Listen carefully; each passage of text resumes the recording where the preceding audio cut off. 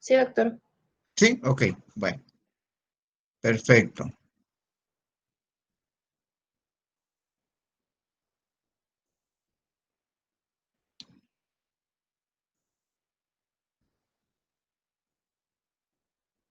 ¿Dónde nos quedamos en datos clínicos? Sí, ¿verdad?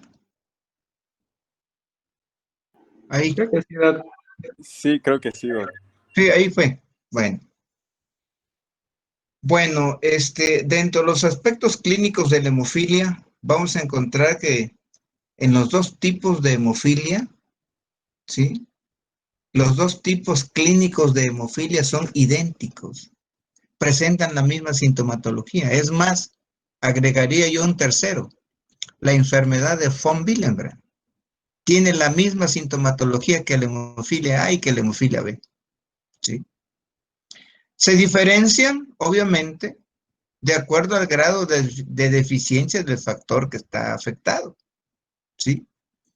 En ambas, el síntoma principal es la hemorragia que se puede presentar de distintos tipos, ¿sí? Hemorragias, por ejemplo, muy activas o también hematomas.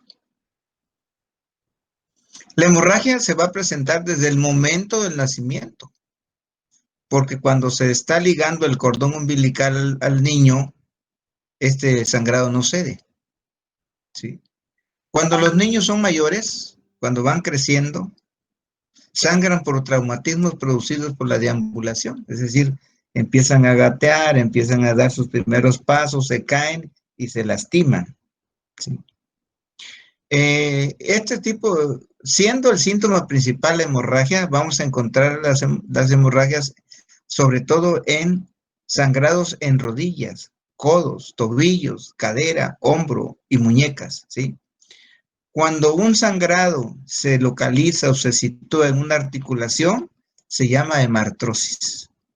Y las hemartrosis en la hemofilia se localizan en rodillas, decíamos, en codos, tobillos, cadera, hombros y muñecas.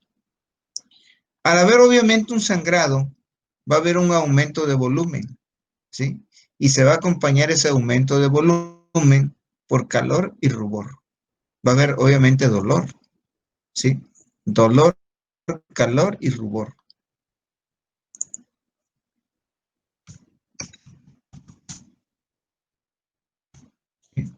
Dolor, calor y rubor. Es la triada típica de los procesos inflamatorios.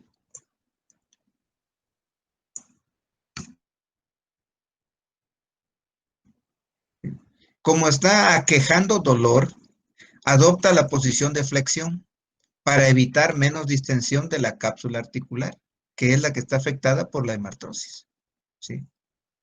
Este pacientito, si sigue sangrando en una articulación y no se le extrae la sangre a esa articulación, ¿qué le va a provocar?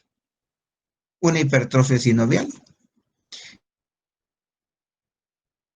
Entonces se dice que después de 3 hemartrosis en la misma articulación, ¿sí?, se hipertrofia la cápsula sinovial. ¿Por qué? Porque va a haber un aumento en la vascularidad, va a haber un proceso inflamatorio crónico y a ese proceso inflamatorio crónico se le agrega más hemartrosis, ¿sí?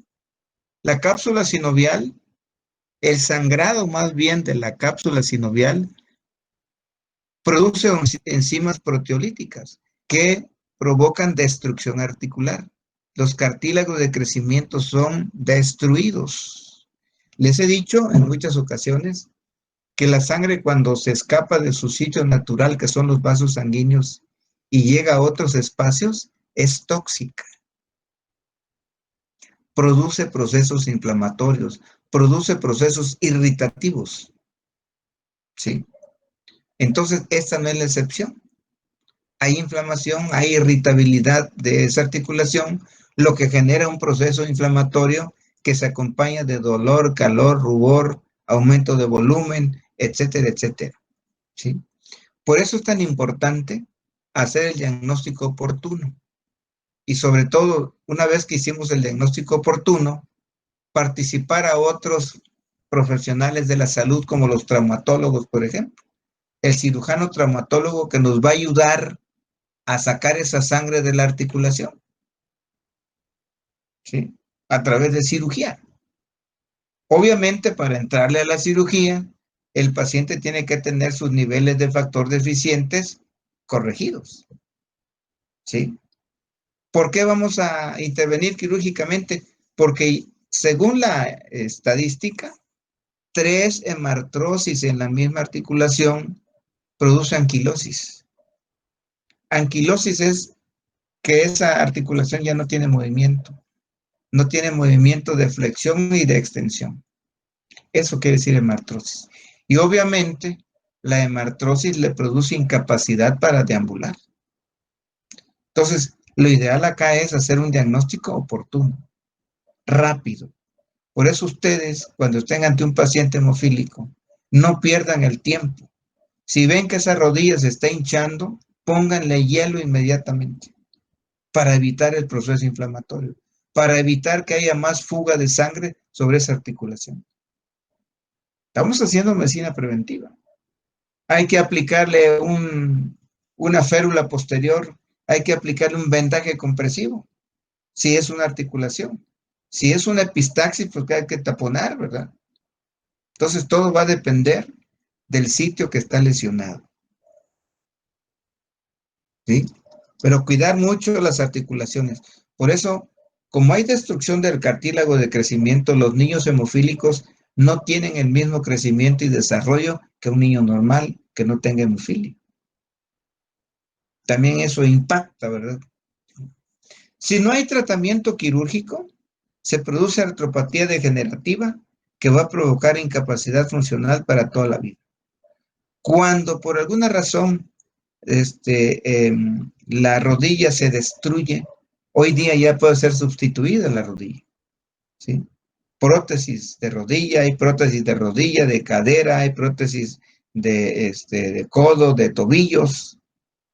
Y entonces ahora aparecen Robocop los pacientitos con hemofilia, porque por un lado le estamos administrando metal y por el otro lado, bueno, tiene sus tejidos normales. Una combinación de metal con tejido sano.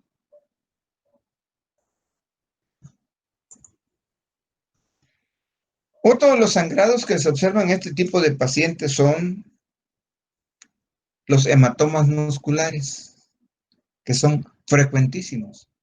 Y esos hematomas musculares que se encapsulan y con el tiempo van a provocar pseudotumores, que son obviamente benignos, ¿sí? Entonces, los hematomas musculares que con mayor frecuencia se observan están en los músculos psoas-ilíacos, en los glúteos, en los gemelos, en los cuádriceps, en los femorales, en los bíceps, en los grandes dorsales que pueden producir una gran tumefacción con el consecuente síndrome compartimental, que no es más que la isquemia distal por compromiso circulatorio, contractura y trastornos tróficos.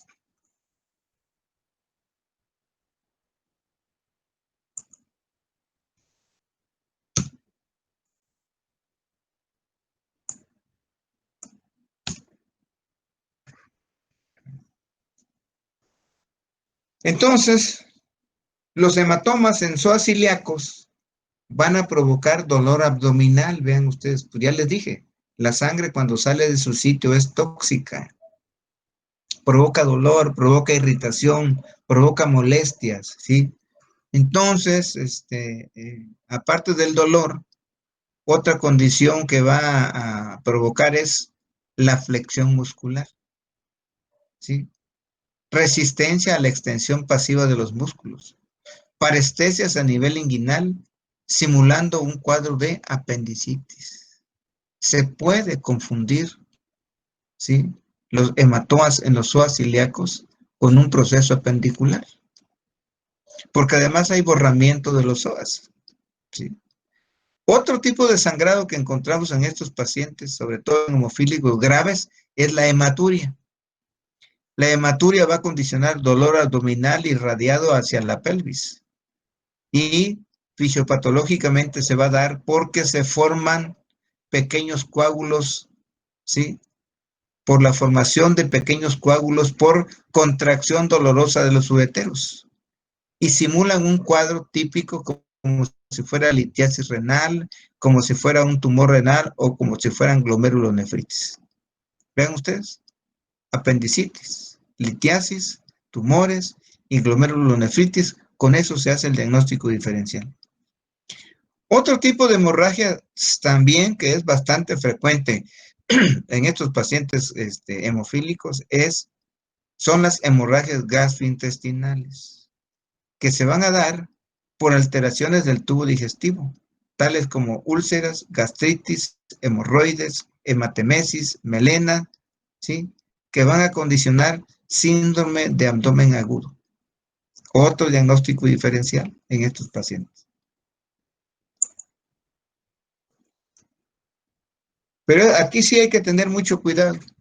Quizá la hemorragia más grave, la más severa, la más delicada es la hemorragia del sistema nervioso central. ¿Por qué? Porque muchas veces es mortal, provoca daños focales mayores. ¿Sí? Su característica de esta hemorragia del sistema nervioso central muchas veces puede ser la cefalea con visión borrosa. Quiero decir que un paciente hemofílico que exprese dolor de cabeza y que diga que tiene visión borrosa, hacer sospecha de hemorragia del sistema nervioso central. ¿Sí? Es la que debemos de cuidar.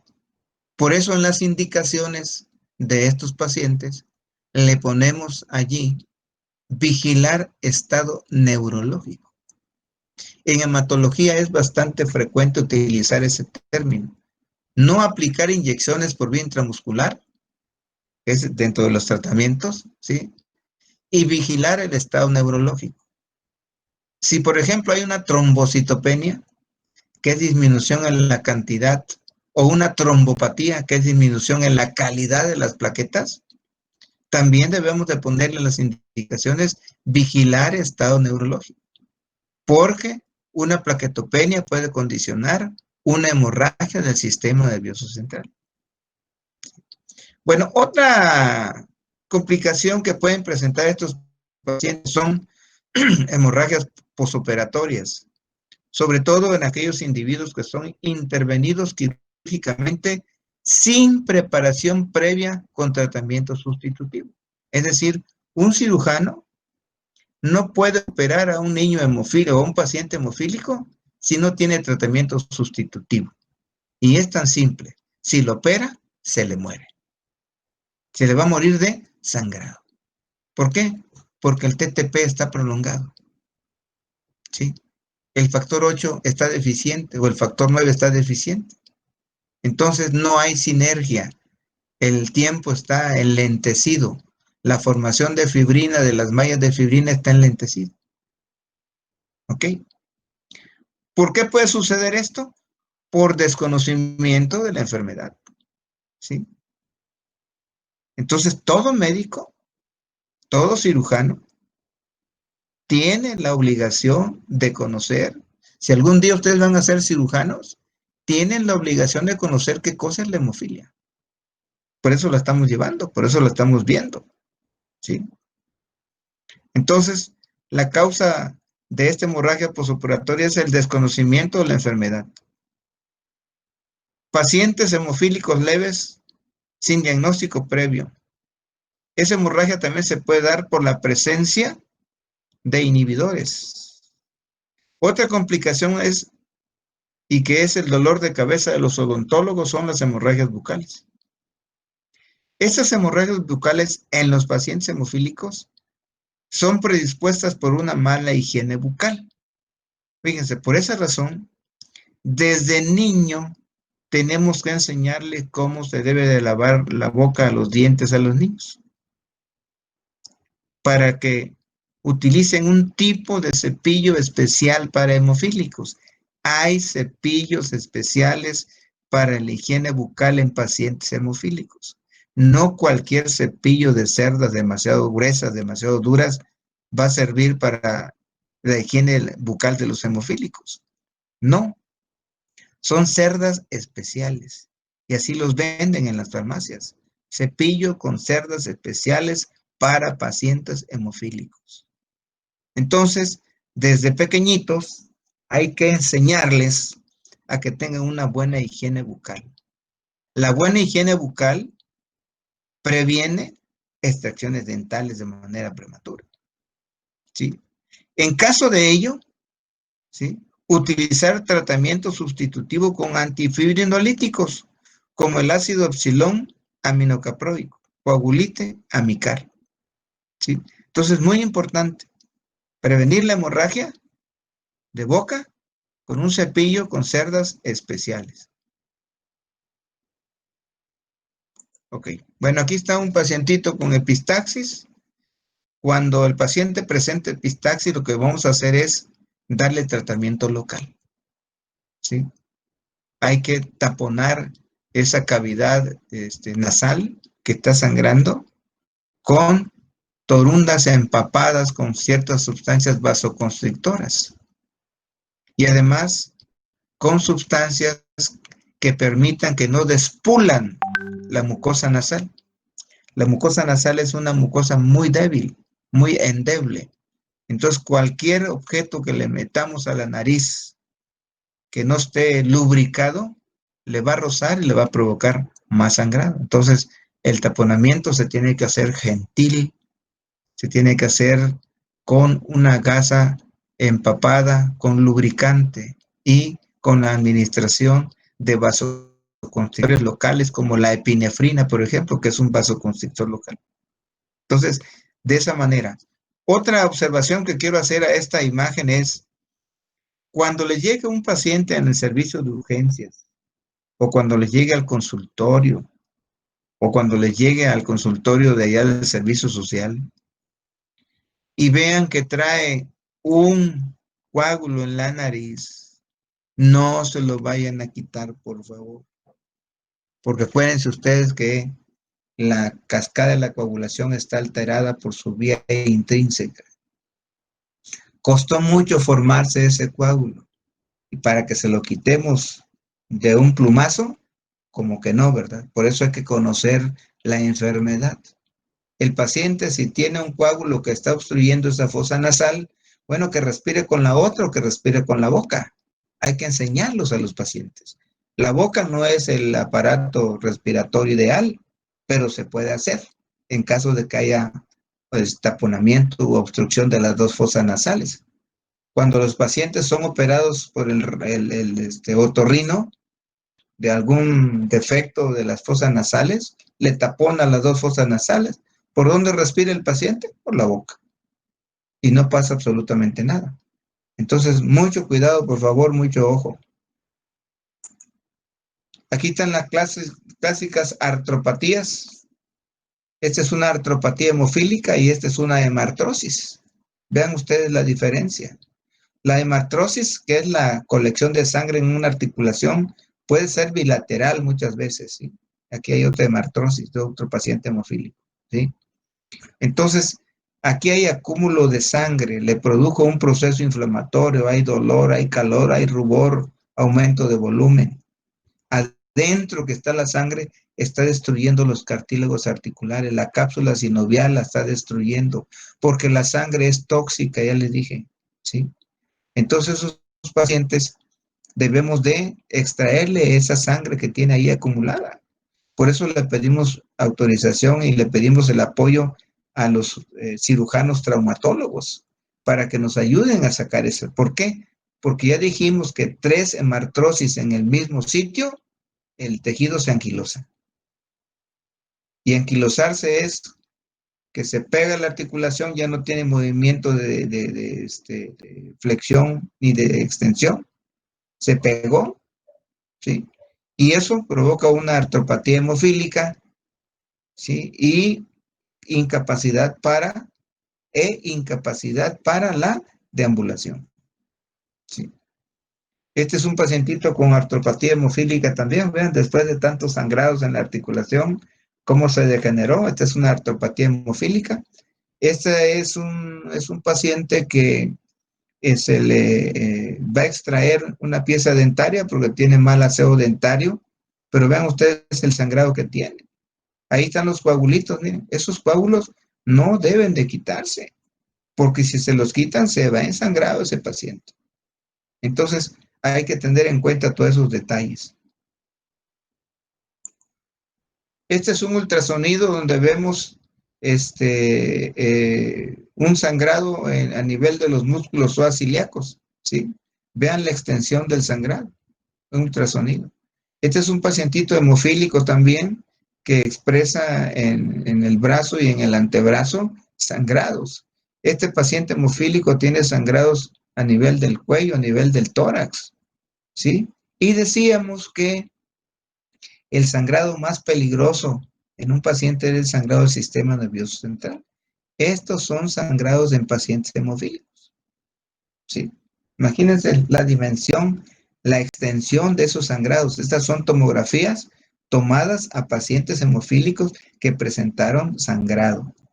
Entonces, ¿cuál debe ser la situación acá?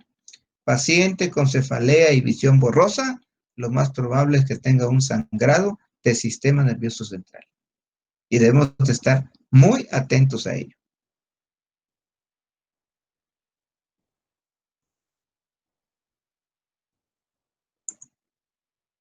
Bueno, ¿cómo hacemos el diagnóstico en hemofilia? El diagnóstico en la hemofilia es clínico y es por laboratorio. El laboratorio nos va a apoyar, pero de primera instancia el diagnóstico es clínico, ¿sí? Apoyado por el cuadro clínico. Luego a ese paciente, todo el cuadro clínico que ya revisamos ahorita, todos los tipos de sangrados, ¿sí?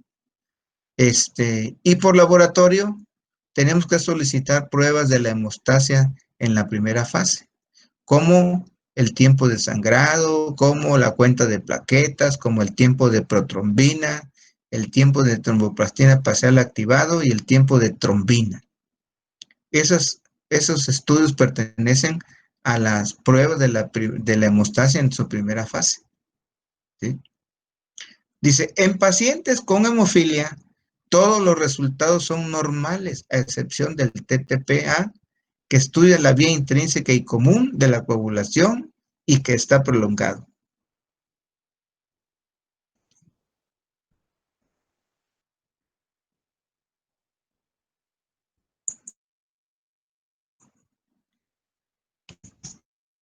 Está prolongado. ¿Por qué? Porque los factores 8 están arriba de la cascada de la coagulación, ¿sí? Y como la vía intrínseca valora a la cascada de esa perspectiva, entonces vean ustedes, cuando hay una lesión, el factor 12, que es el factor de contacto, se activa. Andaba inactivo, se activa. El factor 12 de contacto de Hageman se activa y estimula el 11 y lo vuelve activo. El 11 estimula el 9, el 9 estimula el 8 al 5, ¿sí? Ese complejo 8, 5, 9 estimula al factor 10 ASA, y el factor 10 ASA actúa sobre la protrombina para que se convierta en trombina, y la trombina actúa sobre el fibrinógeno para que se convierta en fibrina. Pero como aquí los factores 8 y 9 están deficientes en cantidad o en calidad, ¿sí? El estímulo hacia la cascada es lento, ¿sí? Por eso se lleva más tiempo de lo normal la coagulación. Para que se forme el coágulo, se va a llevar más tiempo de lo normal. Entonces, por eso decimos que el TTPA está prolongado. Eso quiere decir. Porque rebasa los límites superiores, que son 55 segundos. Sus valores normales van de 35 hasta 55 segundos. Pero estos pacientes pueden tener 60 segundos, 65 segundos o 70 segundos. Entonces ya se salieron del rango. Entonces quiere decir que la coagulación está enlentecida, ¿sí? Quiere decir o se traduce que la formación de fibrina está retardada. Y si está retardada, pues ese retardo predispone precisamente a hemorragia. Okay. Luego hay que solicitarle, cuando ya se tiene el diagnóstico exacto de lo que, de que efectivamente se trata de una hemofilia en estos pacientes, sea A o B, ¿sí? Se le hacen estudios de la segunda fase, ¿sí? Y estos estudios de la segunda fase tienen como propósito determinar y cuantificar los factores de la coagulación para valorar la actividad funcional del factor deficiente y clasificar a los pacientes. Fíjense ustedes que de acuerdo al valor del factor circulante, así se clasifica la anemia, la hemofilia, perdón, en leve, moderada y severa. ¿Sí? ¿Cómo se hacen estos estudios? Pues a través de métodos, de dos métodos. Un método se llama coagulométrico y el otro método se llama cromogénico. Así es como se determinan los factores de la coagulación. También muy importante en esos estudios de la segunda fase, la determinación de inhibidores específicos contra el factor 8 y 9. También la determinación del antígeno del factor 8 para ver si hay defectos cual y cuantitativos. Y estudiar genéticamente el paciente para identificar el posible defecto a nivel genético. Entonces, se va llevando por procesos, no se hacen todos de un golpe, sino es un proceso que se hace. Complicaciones. Como toda patología, hemos venido mencionando que la hemofilia no es la excepción, tiene sus complicaciones. Como por ejemplo la presencia de inhibidores que predispone al desarrollo de aloanticuerpos como resultado de la terapia sustitutiva. ¿Sí? Por eso lo que se propone hoy es la transfusión de sangre segura, incluyendo el plasma, por supuesto. ¿Sí? Porque puede haber en un paciente hemofílico inhibidores, ¿sí? Que van a provocar que se produzcan aloanticuerpos como resultado de la terapia sustitutiva. O sea, del plasma, pues, del factor, de los crioprecipitados, etcétera, etcétera. Esta complicación de inhibidores ocurre en un 8 a 20% de los casos de hemofilia A y de 1 a 5 en el caso de hemofilia B. Los inhibidores que generan a los anticuerpos son de tipo IgG4. Bueno, otra complicación también bastante común, bastante frecuente en los pacientes hemofílicos es la artropatía hemofílica. Esta artropatía hemofílica se produce por discapacidad física del enfermo, ¿sí? Se puede producir también por sinovectomía quirúrgica o radioactiva, es decir, al paciente que presenta hemartrosis, por ejemplo, con dolor, calor, rubor, aumento de volumen, se le puede administrar radioisótopos interarticulares para disminuir precisamente la inflamación. Este tipo de radiaciones que emiten los radioisótopos son radiaciones beta que producen cauterización de la lesión y disminuyen la inflamación y por consecuencia la hemorragia. En cuanto al tratamiento quirúrgico, ¿sí? El paciente también puede expresar artrodesis, ¿sí? Sinovectomía quirúrgica, prótesis articular, ¿sí? Otra complicación que presentan estos pacientes es el pseudotumor hemofílico. Ese pseudotumor se da, fíjense, por un mal tratamiento de los hematomas. Estos hematomas no son malignos, son hematomas musculares que se van a formar por pérdida de la estructura ósea por crecimiento lento del hematoma. Y otra complicación que hoy día ha disminuido notablemente, perdón, otra complicación que hoy día ha disminuido notablemente es la contaminación viral por el virus de la hepatitis B, por el VIH y el parvovirus B19. Por eso, hoy en día se prefiere que todo hemoderivado que vaya a ser transfundido pase por el control de calidad del Centro Estatal de la Transfusión Sanguínea, donde se tiene toda la infraestructura de reactivos, infraestructura humana, especialistas en detectar este tipo de problemas, ¿sí? Y que no se ande transfundiendo la gente en la calle, que los hemoderivados sean guardados en sitios acordes. Un hemoderivado, sea paquete de glóbulos rojos, concentrado plaquetario, plasma, etcétera, se tiene que guardar en un refrigerador especial. El plasma no se guarda como si se guardara una paleta en un refrigerador casero. Las plaquetas no se guardan como si se guardara un refresco en el refrigerador casero. No, estos son refrigeradores especiales, hechos ex profeso. Son refrigeradores que tienen una temperatura adecuada para los hemoderivados, ¿sí? Entonces, nunca, nunca se les ocurra a ustedes como médicos guardar un derivado de la sangre en un refrigerador casero.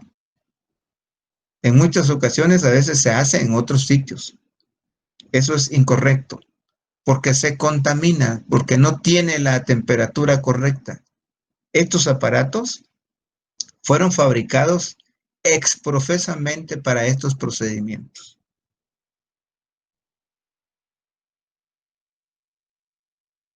¿Con qué patologías vamos a hacer el diagnóstico diferencial? Bueno, con todas aquellas deficiencias hereditarias de los factores de la coagulación 7, 10 y 2. Con las deficiencias hereditarias combinadas de los factores 5, 8, inhibidor del activador del plasminógeno 3. Con la enfermedad de von Willebrand, que es la más frecuente, el diagnóstico diferencial. Con el inhibidor adquirido contra el factor 8 coagulatorio, ¿sí? Que en este caso genera hemofilia adquirida, depresión inmunológica, hemofilia adquirida por depresión inmunológica. Bueno, en cuanto al tratamiento, el tratamiento de estos pacientes, en el tratamiento de estos pacientes intervienen un sinfín de profesionales de la salud. Por eso es un tratamiento multi e interdisciplinario. Participa el hematólogo, el traumatólogo, el internista, participa la enfermera especialista, participa el trabajador social, porque hay que buscar los crioprecipitados, hay que buscar los medicamentos para los hemofílicos, participa el nutriólogo, ¿sí? Por eso es multi e interdisciplinario. Pero todos tienen el mismo propósito, ¿sí? Esta conjunción de individuos busca propósito. Es incrementar el nivel plasmático del factor deficiente. ¿Sí? ¿Y cómo lo vamos a hacer? Con terapia sustitutiva. ¿Cómo? Administrando concentrados de puros purificados. ¿Qué otro tratamiento le podemos ofertar a estos pacientes? Medidas locales, como el taponamiento nasal, la inmovilización con férula posterior, la aplicación de compresas y el vendaje compresivo. Compresas frías o hielo, acuérdense. ¿Sí? Dentro de las medidas generales del tratamiento en los pacientes hemofílicos están la administración de analgésicos, pero no analgésicos del tipo de la aspirina, por ejemplo, están proscritos. También se debe de valorar la administración de antiinflamatorios, pero no corticoides, otro tipo de antiinflamatorios. La administración sí de antifibrinolíticos y concentrados del factor deficiente. ¿Sí? Hay otro tipo de tratamiento que son las medidas farmacológicas. En estas administramos desmopresina, aplicamos fibrinas adhesivas como el gel Foam, aplicamos administración de trombina tópica.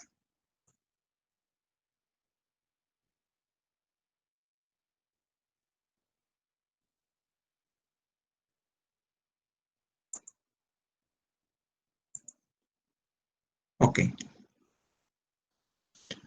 Existen modalidades terapéuticas tanto en hemofilia A como en hemofilia B, ¿sí? Dentro de las modalidades terapéuticas en hemofilia A están dos tipos de tratamiento. Un tratamiento que se le llama no farmacológico y un tratamiento farmacológico. Las características o lo que comprende el tratamiento no farmacológico es la administración de crioprecipitados a la dosis de 3 a 6 unidades por kilogramo de peso. Si no tenemos crioprecipitados, podemos administrar plasma fresco congelado a la dosis de 10 a 15 mililitros por kilogramo de peso. Aclaro, no es lo ideal, ¿sí? Lo ideal es administrar crioprecipitados oleofilizado del factor 8, 25 unidades por kilogramo de peso. No todos, sino uno nada más. O bien administrar hoy día factor 8 recombinante a la dosis de 20 a 40 unidades internacionales por kilogramo de peso por vía endovenosa diariamente, cada 8 a cada 12 horas por 2 a 3 días. ¿Sí? No se utiliza más tiempo. Tanto los crioprecipitados como el uso de plasma se administran cuando mucho por 3 días y hasta ahí nada más. Se infiere que en 2, 3 días el sangrado ya se dio, ¿sí? Ya cesó.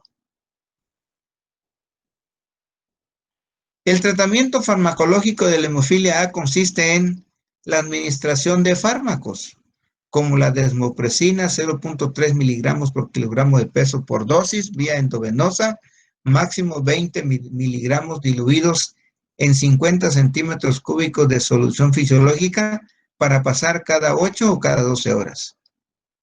¿Sí? Otro apoyo farmacológico es el ácido aminocaproico, 75 miligramos por kilogramo de peso vía endovenosa cada 6 horas. Si no tenemos ácido aminocaproico, administramos ácido tranxenámico, 25 miligramos por kilogramo de peso por vía endovenosa cada 8 horas. ¿Sí? Si no tenemos taponamiento y tenemos a la mano un spray nasal, pues tenemos que administrar la desmopresina en spray intranasal a la dosis de 300 microgramos cada 12 horas por 2 a 3 días. También la desmopresina se puede administrar por vía endovenosa. ¿Sí? Podemos utilizar trombina tópica para hacer torundas empapadas con trombina o utilizar fibrinas adhesivas como el gel Foam, sobre todo cuando el paciente tiene epistaxis o cuando tiene gingivorragia. Podemos incluso utilizar el agua fría, colutorios con agua fría porque es vasoconstrictora, no se olviden. Y se pueden utilizar otros hemostáticos locales, tales como el coagulite. ¿En qué consiste la preparación del coagulite? Se utilizan 2 jeringas. En la primera jeringa se vierten 5 centímetros cúbicos de crioprecipitados, más 3 centímetros cúbicos de ácido aminocaproico. En la serie se vierten internacionales diluidas en centros fisiológicos, que es la cubierto de algodón o gel Foam y se aplica en el sitio del sangrado. ¿Qué estamos pretendiendo? Cohibir el sangrado. ¿Ok?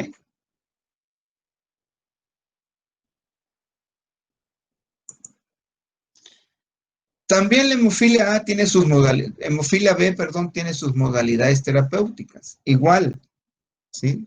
Tratamiento no farmacológico y tratamiento farmacológico. Dentro del tratamiento no farmacológico se prescribe plasma fresco congelado a la dosis de 10 a 15 mililitros por kilogramo de peso cada 12 horas. ¿Sí? O bien, lo ideal sería el leofilizado del factor 9, 20 a 40 unidades internacionales por kilogramo de peso IV diarios por 3 a 4 días. Si no tenemos el leofilizado, bueno, a lo mejor es una persona que tiene posibilidades económicas y puede conseguir el factor 9 recombinante. Y ese factor 9 recombinante se administra a la dosis de 30 unidades internacionales por kilogramo de peso cada 12 horas. O bien, se puede administrar un factor recombinante que no tiene albúmina, ¿sí? En dosis de 20 hasta 100 unidades internacionales, dependiendo de la situación de gravedad y el tejido lesionado. En cuanto al tratamiento farmacológico, como su nombre lo dice, pues es el uso de medicamentos. Y dentro de los medicamentos que se utilizan para tratar a la hemofila B, destacan los antifibrinolíticos, la trombina tópica, las fibrinas adhesivas y otros hemostáticos locales como la desmopresina que decíamos. De las áreas que más avance tiene en la medicina es la hemofilia. Porque vean ustedes, hoy día, ¿sí? Ya existe una terapia génica. Por supuesto, esta terapia génica está en otras partes del mundo.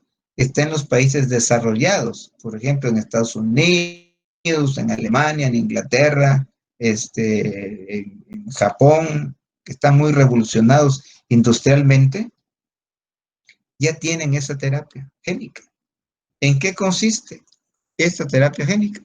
Es un procedimiento, dice, que consiste en insertar genes por vía endovenosa dentro de las células defectuosas, las células que están defectuosas y que producen el factor 8 o factor 9, mediante, dice, unos vectores retrovirales. Se utilizan ciertos virus para que lleven, para que transporten precisamente esos genes que se van a insertar. Dice, el gen normal es anormal. ¿Sí? El gen anormal es capaz de producir factor 9 o factor 8 o factor 9 y convertir una enfermedad grave, ¿sí?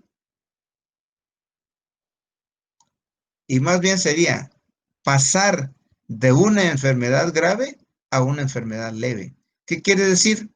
Que con la terapia génica no vamos a curar definitivamente la enfermedad, sino lo que vamos a hacer es atenuarla, ¿sí? Porque como dice la definición, lo que se pretende es que una enfermedad grave, una hemofilia grave, se convierta en hemofilia leve. Y una hemofilia leve, pues prácticamente el paciente casi hace su vida casi normal.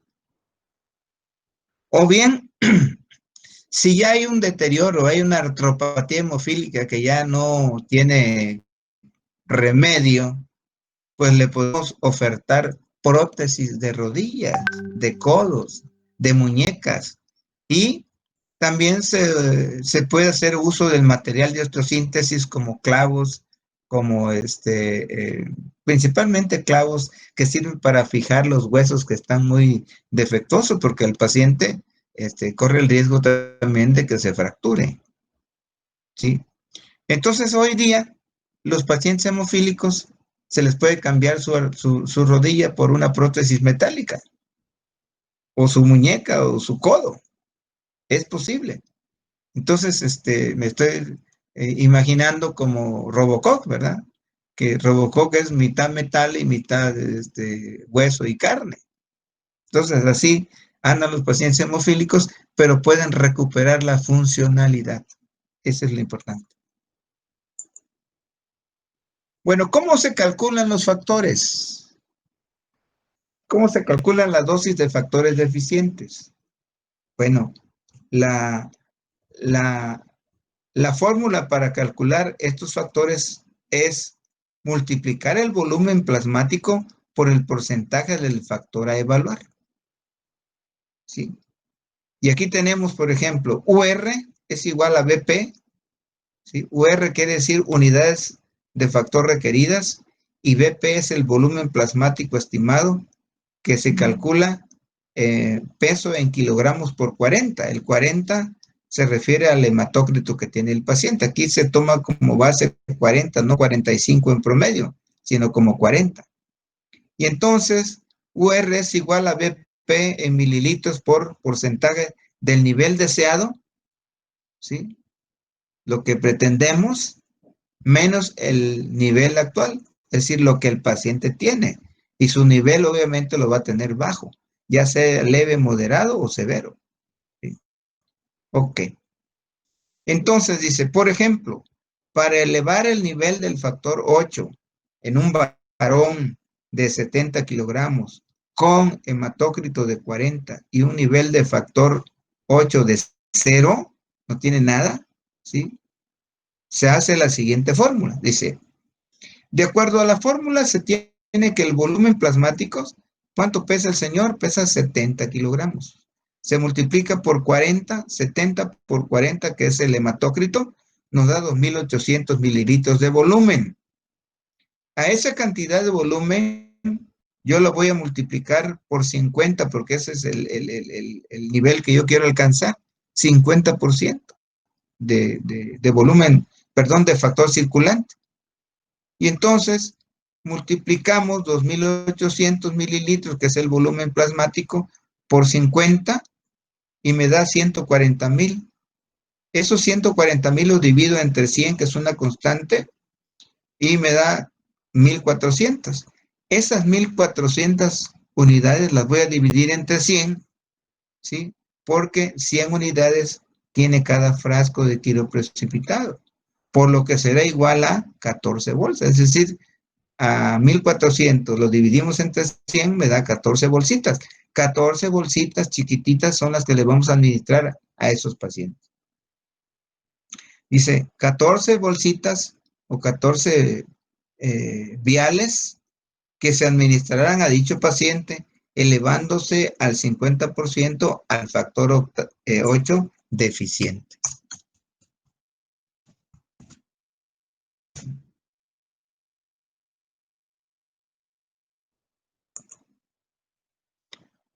Bueno, en cuanto a la profilaxis, que es un tema de mucha relevancia en la hemofilia, la profilaxis es básica, la profilaxis es fundamental, ¿sí?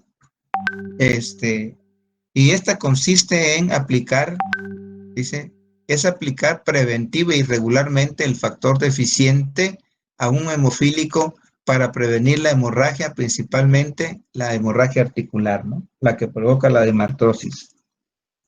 ¿Sí? Se divide en profilaxis primaria. La profilaxis primaria se focaliza en evitar cualquier alteración articular, en tanto que la profilaxis secundaria, su objetivo es retrasar la evolución de la artropatía. ¿Sí? Se hace con terapia de reemplazo. Estas dos profilaxis se hacen con terapia de reemplazo, pero también incluye eventos cortos previos a un evento invasivo.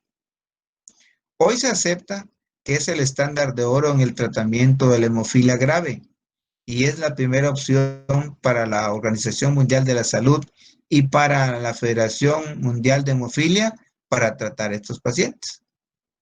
¿Sí? Con la profilaxis lo que estamos haciendo es proteger contra la hemorragia y el deterioro articular al inducir un fenotipo grave en un fenotipo moderado, con lo cual más o menos semejante a la terapia génica. Nada más que quiere terapia con crioprecipitados o con concentrados de factor 8 o factor 9. Con lo que el paciente dice logra una vida casi normal. Ese es el ideal, ¿verdad? Que el paciente logre una vida normal, que se integre a la sociedad, que no falte mucho a su trabajo, si es niño que no falte mucho a la escuela, etcétera, sí. Que tenga una actividad física aceptable, que no haga deportes de conjunto, sino deportes individuales, como la bicicleta o como la natación, por ejemplo, ¿sí? Y entonces lo que nosotros pretendemos con este tipo de pacientes es la reintegración social. No podemos aislarlos, lo que tenemos que hacer los médicos es integrarlos a esos individuos como parte fundamental de la sociedad, ¿verdad? Que ocupan un lugar y que además son importantes para la sociedad, los podemos hacer productivos. Ok. Existe una serie de estándares de tratamiento en la etapa de la profilaxis. Y uno de los más socorridos es el tratamiento medicamentoso sueco, que este esquema de tratamiento utiliza el factor 9 a la dosis de 25 a 40 unidades por kilogramo de peso por 3 semanas, o factor 9, ¿sí?, a la dosis de 30 a 40 unidades por kilogramo de peso por 2 semanas. Este tratamiento profiláctico se debe de iniciar antes de los 2 años de edad. Es decir, el paciente ya se sabe hemofílico. Pues desde ese momento, ¿sí?, le tenemos que aplicar profilaxis. No esperar que se enferme, pues. No esperar que sangre, sino desde un principio, ¿sí? Y dice, previo al inicio de las hemartrosis, y se mantiene toda la vida en dosis completas. Entonces, si ese paciente está recibiendo su profilaxis, pues difícilmente va a sangrar, ¿sí?, salvo que tenga un traumatismo bastante intenso. También hay otros esquemas de tratamiento que se han hecho en las cohortes alemanas y holandesas. Estos esquemas también consolidaron, dice, estos datos, aunque en Holanda se usa dosis menores que las que utilizan en Suecia.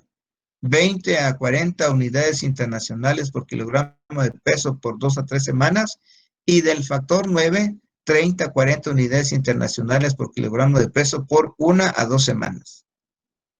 A estos pacientes que se les prescribe el tratamiento profiláctico, se les tiene que hacer un monitoreo clínico y hacerles una evaluación de la profilaxis. ¿Qué incluye esa evaluación y ese monitoreo? Los signos y síntomas hemorrágicos. El estudio de laboratorio consiste en cuantificar el factor deficiente y evaluar el estado articular, la calidad de vida y el costo, porque son costos muy elevados, ¿sí? Otra forma de dar seguimiento a estos pacientes es a través del monitoreo de laboratorio. Y en el monitoreo de laboratorio se incluye evaluar la concentración de los factores 8 y 9 y su vida media. Bueno, eso sería todo, muchachos, con relación a la hemofilia. Con eso terminamos hemofilia. Ya nos quedaría únicamente, yo creo que en 2 clases vamos a terminar ya el semestre, el módulo. Nos quedaría pendiente nada más lo que es la medicina transfusional, que la vamos a ver en 2 o 3 clases la siguiente semana. Les voy a dar el lunes para que estudien para el examen del martes, ¿sí? Y el miércoles continuaríamos con miércoles, jueves y viernes. Terminamos ya la próxima semana el semestre. El último tema que está pendiente se llama medicina transfusional. No sé si hay alguna pregunta, algún comentario. No, doctor, muchas gracias. Gracias. Bueno, entonces nos vemos el miércoles. Que les vaya muy bien en su examen. Hasta el miércoles, doctor. Luego. Gracias, doctor. Bueno.